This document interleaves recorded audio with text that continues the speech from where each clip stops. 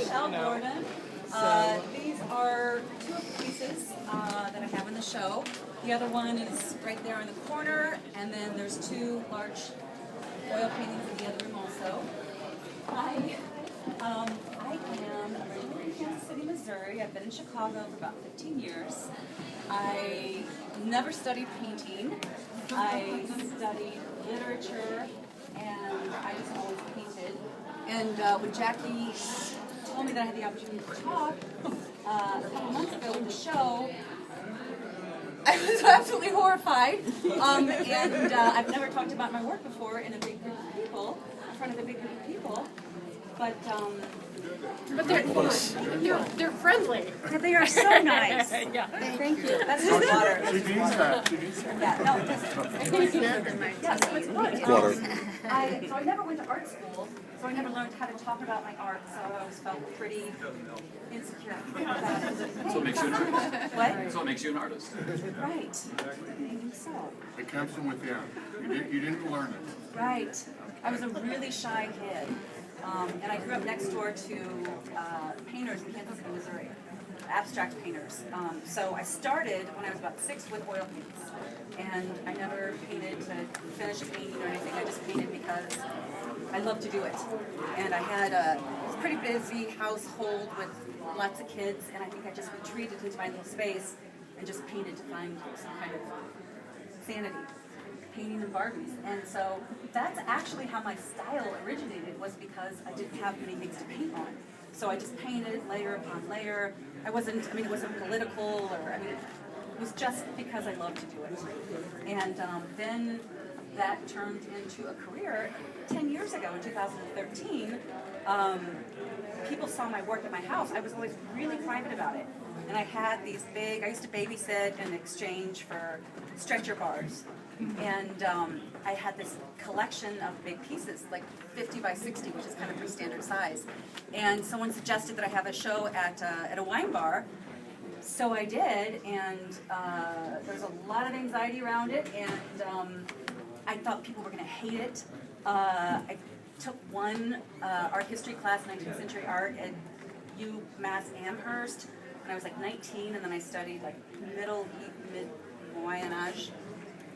Medieval art for a while in France, but I never. She's looking at me. French speaker? Can you please I'll translate to you, Jackie? yeah. Okay. Thank I'm you. rolling with you. Good. Yeah. So I never studied modern art, and I had no idea that people were doing kind of the same thing that I did in the 60s.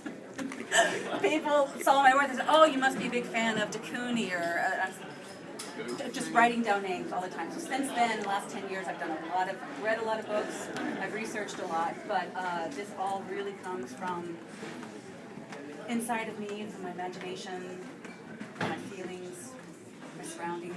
Don't let your research change you. Okay, my what?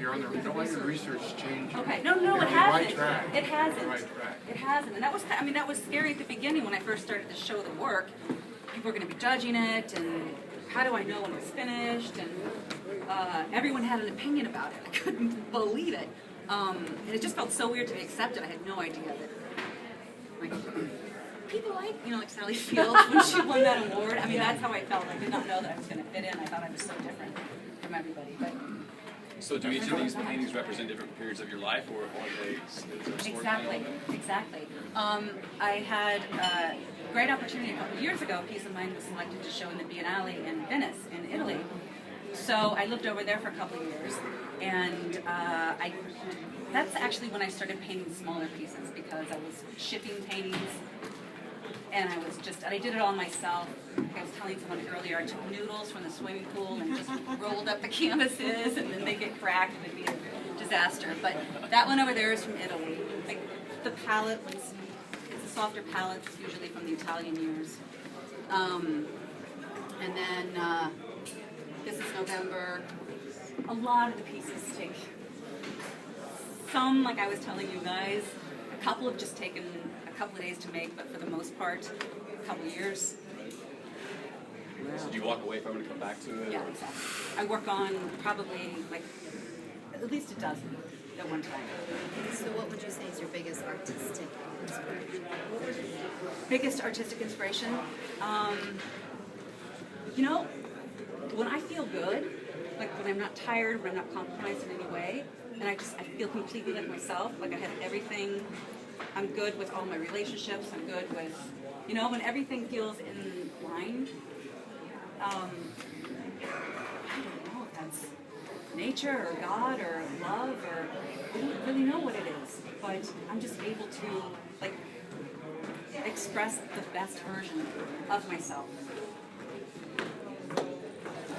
And also with painful times. When you go through bad times, I know that you visited paintings to let those emotions out. Bad times. Bad times. Right. I mean, no, I express everything that I'm feeling. So Good and bad. Yeah.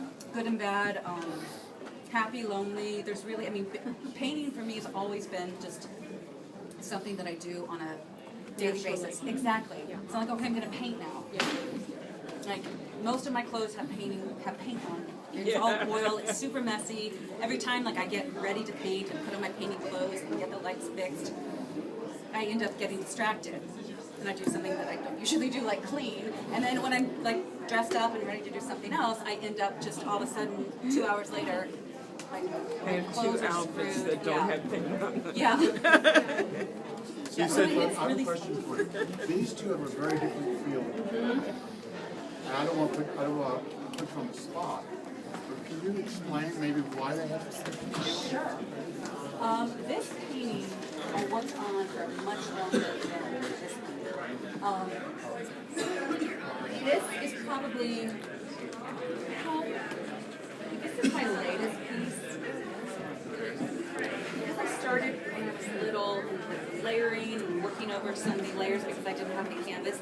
It just kind of became my style, and that's what I did here. Like, I had a show here about 2 years ago called Process, and I took pictures of the paintings in the different evolutionary stages of their, and they look different all the time.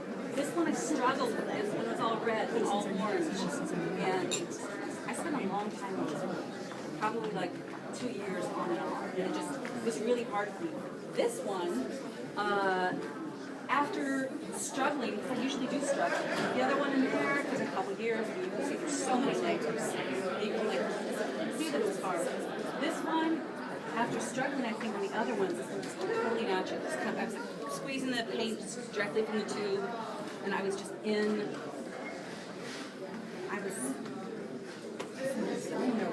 Whatever it takes to when you struggle to make something work for so long and it doesn't work, frustrated, and then all of a sudden it just comes out like this beautiful, natural, spontaneous, instinctive dance. You said you weren't sure when the painting's done. How did you know that one was done? Really, it's just when I can look at it, sit back, and then I usually rotate it. It usually takes a couple of days. I just sit and relax, sit on the couch in front of it. And it's when it doesn't bother me, when I don't dream about it. I think, God, that orange or just a little bit more yellow. Just, So you said it bugs you in your sleep then? Yeah, I think about, I mean, I'll dream that I'm like in a shopping mall, see all these different like colors, and there's orange and there's blue. Oh, which is brighter, and that blue is a little bit more green. I mean,